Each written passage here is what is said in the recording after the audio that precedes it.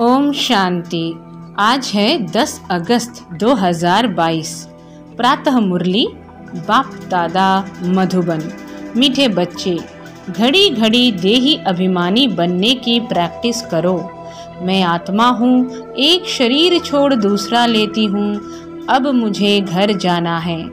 मैं आत्मा हूँ, एक शरीर छोड़ दूसरा लेती हूँ, अब मुझे घर जाना है। प्रश्न है, सबसे मुख्य त्योहार कौन सा है और क्यों? उत्तर में बाबा कहते हैं, सबसे मुख्य त्योहार है रक्षाबंधन, क्योंकि बाप जब पवित्रता की राखी बांधते हैं तो भारत स्वर्ग बन जाता है। रक्षाबंधन पर तुम बच्चे सबको समझा सकते हो कि यह त्योहार मनाना कब से शुरू हुआ और क्यों। सतयुग में इस बंधन की दरकार ही नहीं, लेकिन वह कह देते हैं ये रक्षाबंधन तो परंपरा से चलता आया है। लोग क्या कहते हैं कि रक्षाबंधन परंपरा से चलता आया है। गीत है जय जय अम्बे माँ, ओम शांति। यह भी भक्ति मार्ग का गीत है। भक्ति मार्ग में अनेक प्रकार का गायन होता है। गायन निराकार, आकार और साकार तीनों का होता है। गायन किस किस का होता है? निराकार, आकार और साकार तीनों का होता है। अब बाप बच्चों को समझाते हैं। बच्चे तो समझ गए कि हम आत्मा हैं। हमको समझाने वाला है परमपिता परमात्मा।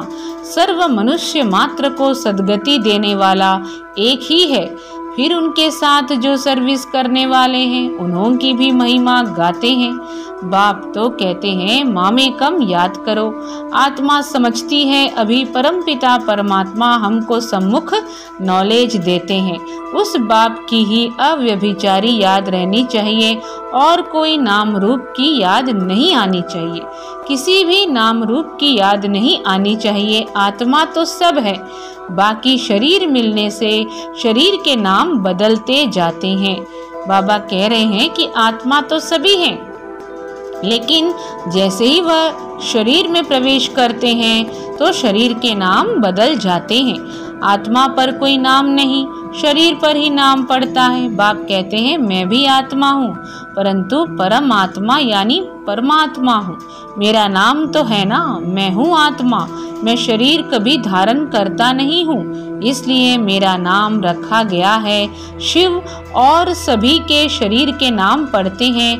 मेरा तो शरीर नहीं, नाम तो चाहिए ना, नहीं तो मैं भी आत्मा, तो फिर परमात्मा कौन है? मैं हूँ परम आत्मा, मेरा नाम है शिव। जो भी पूजा करते हैं लिंग की करते हैं, लिंग पत्थर को ही परमात्मा कहते रहते हैं। यानी अब तक हमने भगवान को क्या मान लिया? पत्थर मान लिया। फिर जैसी भाषा वैसा नाम, जैसी भाषा वैसा नाम, परंतु चीज एक ही है। जैसे तुम्हारी आत्मा वैसे मेरी आत्मा। बाबा कह रहे हैं तुम्हारी और मेरी आत्मा एक ही है। तुम भी बिंदी, मैं भी बिंदी हूँ। मुझ बिंदी का नाम है शिव। तो आज की मुरली में बाबा सबसे पहले रक्षाबंधन को बहुत इम्पोर्टेंट माना, महत्व दिया, और उसके बाद आज परमात्मा और आत्मा इन दोनों में क्या डिफरेंस है। यानी हम जब शरीरधारी के अंदर आत्मा प्रवेश करती है तब शरीर पर नाम पड़ता है, और शिव पिता परमात्मा स्वयं परमात्मा है, श्रेष्ठ आत्मा है, इसलिए उनकी आत्मा पर नाम पड़ती है। ये बहुत ही महत्वपूर्ण बात समझने की है। मुझ बिंदी का नाम है शिव। पहचान के लिए नाम तो चाहिए ना। इस समय ब्रह्मा सरस्वती जो बड़े ते बड़े हैं उनको भी सद्गति मिल रही है। सद्गति तो सभी आत्माओं को मिलनी है। सभी आत्माएं परम धाम में रहती हैं, फिर भी परमात्मा को तो अलग रखेंगे ना। सभी आत्माएं परम धाम में रहती हैं, फिर भी परमात्मा को तो अलग रखेंगे ना। सबको अपना अपना पार्ट मिला हुआ है। सारी रुद्रमाला का बीज रूप बाप है ना, सभी उनको याद करते हैं। सारी रुद्रमाला का बीज रूप बाप है, यानी शिव बाबा है। सभी उनको याद करते हैं। ओ गॉड फादर, सभी जगह फादर को याद करते हैं, मदर को नहीं। यहाँ भारत में ही आकर पतितों को पावन बनाते हैं। मदर भी एडॉप्टेड है। सरस्वती को भी परमपिता परमात्मा ने ब्रह्मा द्वारा एडॉप्ट किया। सरस्वती को भी परमपिता परमात्मा ने ब्रह्मा द्वारा अडॉप्ट किया और फिर इसमें प्रवेश किया है। ये अडॉप्शन और प्रकार की है। थ्रू तो कोई चाहिए ना। कहते हैं इन द्वारा मैं नॉलेज सुनाता हूँ, इन द्वारा बच्चे अडॉप्ट करता हूँ। तो यह माता भी सिद्ध होती है। प्रवृत्ति मार्ग है ना, परंतु है तो मेल, इसलिए मुख्य सरस्वती को माता के पद पर रखा जाता है। यह बड़े गुह्य राज समझने के हैं। प्रजापिता है ना, प्रजा को रचने वाला, इन द्वारा वह रचते हैं। ऐसे नहीं कि सरस्वती द्वारा कोई अडॉप्ट करते हैं, नहीं, यह तो बड़ी समझ की बात है। पहले पहले बाप का परिचय देना होता है। गाते भी हैं पतित पावन आओ। यह किसने कहा? आत्मा ने, क्योंकि आत्मा और शरीर दोनों ही पतित है। पहले तो अपने को आत्मा समझना है। आत्मा ही कहती है मैं शरीर लेता हूँ, छोड़ता हूँ। एक एक बात निश्चय में बिठानी होती है, क्योंकि नई बात है। कोई भी नई बात, नई पॉइंट मिलती है तो उसे हमें समझनी भी है और निश्चय बिठानी पड़ती है। और जो सुनाते हैं वह है मनुष्य, यानी बाहर जो और सुना रहे हैं वो मनुष्य है। इसलिए बाबा कह रहे हैं और जो सुनाते हैं वो मनुष्य हैं, भगवान तो नहीं। जब कोई आते हैं तो पहले पहले ये समझाओ कि आत्मा और शरीर दो चीजें हैं। आत्मा अविनाशी है। आत्मा क्या है? अविनाशी है। पहले अपने को आत्मा समझो। पहले क्या समझो? अपने को आत्मा समझो। मैं मजिस्ट्रेट हूँ, यह किसने कहा? आत्मा इन ऑर्गन्स से कहती है कि मैं मजिस्ट्रेट हूँ।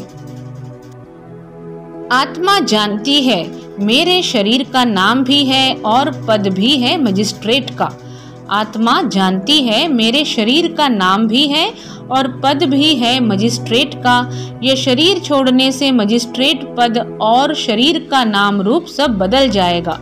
यह शरीर छोड़ने से मजिस्ट्रेट पद और शरीर का नाम रूप सब बदल जाएगा, पद भी दूसरा हो जाएगा। तो पहले पहले आत्मा अभिमानी बनना है। मनुष्यों को तो आत्मा का ज्ञान भी नहीं है। पहले आत्मा का ज्ञान देकर फिर समझाओ। आत्मा का बाप तो परमात्मा है। आत्मा दुखी होती है तो पुकारती है ओ गॉड फादर। वही पतित पावन है। आत्माएं सभी पतित हो गई हैं तो जरूर परमपिता परमात्मा को आना पड़े पतित दुनिया और पतित शरीर में। बाप खुद कहते हैं मुझ दूर देश के रहने वाले को बुलाते हैं, क्योंकि तुम पतित हो, मैं एवर पावन हूँ। भारत पावन था, अभी पतित है। पतित पावन बाप आकर आत्माओं से बात करते हैं, ब्रह्मा तन में आकर समझाते हैं। इसलिए इनका नाम है प्रजापिता। ब्रह्मा द्वारा प्रजा रचते हैं। कौन सी? जरूर नई प्रजा रचेंगे। आत्मा जो अपवित्र है उनको पवित्र बनाते हैं। आत्मा पुकारती है हमको दुख से छुड़ाओ, लिबरेट करो। सबको लिबरेट करते हैं। माया ने सबको दुखी किया है। सीताओं ने पुकारा है ना। एक तो सीता नहीं, सब रावण की जेल में विकारी भ्रष्टाचारी बन गए हैं। है ही रावण राज्य। राम तो है ही निराकार। राम राम कहते हैं ना, एक को ही जपते हैं। गॉड फादर शिव निराकार, तो उनको ऑर्गन्स चाहिए ना। गॉड फादर शिव निराकार तो उनको ऑर्गन्स चाहिए ना। तो शिव बाबा इन द्वारा बैठ समझाते हैं तुम आत्मा भी पतित हो तो शरीर भी पतित है। अभी तुम श्याम हो फिर सुंदर बनते हो। बाबा ज्ञान का सागर, ज्ञान की वर्षा करते हैं जिससे तुम गोरे बन जाते हो। भारतवासी गोरे थे, फिर काम चिता पर चढ़ सांवरे वैश्य शूद्र वंशी बन पड़े हैं। चढ़ती कला बाप करते हैं, फिर रावण आता है तो सबकी उतरती कला हो जाती है। भारत में पहले देवताओं का राज्य था, अभी नहीं है। परमात्मा इस शरीर द्वारा तुम बच्चों को समझाते हैं। जो वर्षा लेने वाले हैं उनको खुशी का पारा चढ़ता रहेगा। श्रीमत पर तो जरूर चलना होगा। आप पावन बनाने आए हो, मैं भी जरूर पावन बनूंगा, तभी पावन दुनिया का मालिक बनूंगा। यह प्रतिज्ञा करनी होती है, यही राखी बंधन है। बच्चे प्रतिज्ञा करते हैं बाप से। यह कोई लौकिक देहधारी बाप नहीं है। बाबा स्पष्ट कर रहे हैं मैं कोई देहधारी नहीं हूँ, लौकिक देहधारी बाप नहीं हूँ। यह तो निराकार है, इनमें प्रवेश किया है। कहते हैं तुम भी देही अभिमानी बनो। अपने को आत्मा समझ, मुझ परमपिता परमात्मा को याद करो। भारत में ही प्यूरिटी थी तो कितनी पीस प्रॉस्पेरिटी थी, और कोई धर्म वाला नहीं था। तुम कहेंगे बाबा हमको ऐसा समझाते हैं, तुम भी समझो। हम सब क्या कहेंगे, बाबा हमको ऐसे समझाते हैं, आप सब भी समझो। बाप को याद करने से ही विकर्म विनाश होंगे। पावन बनाने वाला एक ही बाप है। बाप समझाते हैं तुम आत्मा हो, तुम्हारा स्वधर्म शांति है, तुम शांति धाम के रहने वाले हो, तुम कर्मयोगी हो। साइलेंस में तुम कितना समय रहेंगे। अपने को आत्मा समझ, बाप को याद करो तो विकर्म विनाश होंगे। कलयुग में है ही सब पतित, तुम जानते हो हम संगम पर पावन बन रहे हैं। पतित दुनिया का विनाश होना है। यह भारत की महाभारत लड़ाई है। यह कौन सी लड़ाई है? यह भारत की महाभारत लड़ाई है। नेचुरल कैलेमिटीज होती है, इन द्वारा पुरानी दुनिया खलास होनी है। नई दुनिया में है ही देवताओं का राज्य। तो अभी हम परमपिता परमात्मा के फरमान पर चलते हैं, उनकी श्रीमत मिलती है। यह नॉलेज बड़ी समझने की है। बोलो ऐसे नहीं कि एक कान से सुन दूसरे कान से निकाल देना है, यहाँ तो पढ़ना है। 7 दिन की भट्टी भी मशहूर है। 7 रोज बैठकर समझो बाप को और अपने जन्मों को जानो। हम कैसे पतित बने हैं, फिर कैसे पावन बनना है। अगर नहीं समझेंगे तो पछताना पड़ेगा। हम कैसे पतित बने हैं, फिर कैसे पावन बनना है। अगर नहीं समझेंगे तो पछताना पड़ेगा, क्योंकि सिर पर पापों का बोझा बहुत है। एक ही बाप मोस्ट बिलवेड है, जो हमें पावन दुनिया का मालिक बनाते हैं। बाकी तो सभी एक दो को पतित ही बनाते हैं। सतयुग में पवित्र गृहस्थ था, अब अपवित्र बने हैं। यह है ही रावण राज्य। अब स्वर्ग में चलना है तो पावन बनना है, तब ही बेहद के बाप से वर्षा मिलेगा। यह तो याद करो हम शांति धाम के वासी हैं। फिर सुख धाम में गए, अभी तो दुख धाम है। फिर जाना है शांति धाम, इसलिए देही अभिमानी बनना है। बाप कहते हैं घर में रहते एक तो पवित्र बनो, दूसरा मुझे याद करो तो पाप नाश हो जाएंगे। बाबा कह रहे हैं घर में भल रहो, खाओ पियो, मौज भी करो, पर बाबा की याद में, और पवित्र बनो। दूसरा मुझे याद करो तो पाप नाश हो जाएंगे। याद नहीं करेंगे, पवित्र नहीं रहेंगे या बनेंगे तो विकर्म कैसे विनाश होंगे। बाबा हम सबको पूछ रहे हैं रावण राज्य से कैसे छूटेंगे। यहाँ सब शोक वाटिका में है। भारत आधा कल्प शोक वाटिका में और आधा कल्प अशोक वाटिका में रहता है। आप भी पतित दुनिया में हो ना, आप भी पतित दुनिया में हो ना।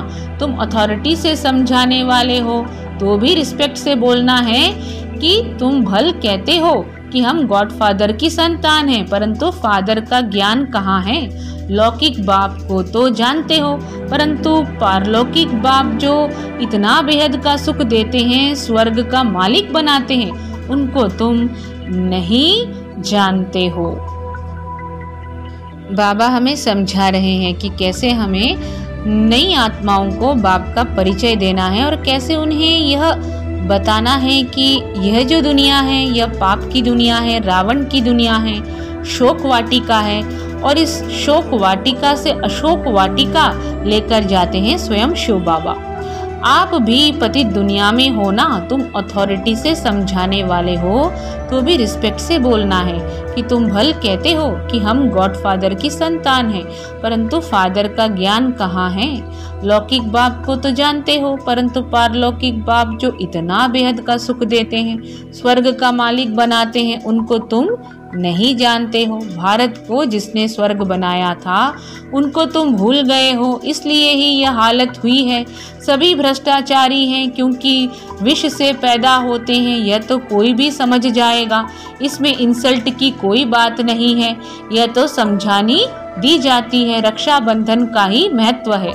बाप कहते हैं विकारों पर जीत पाकर मुझे याद करो और शांति धाम को याद करो तो तुम वहां चले जाएंगे। बुद्धि में ये याद रहना चाहिए।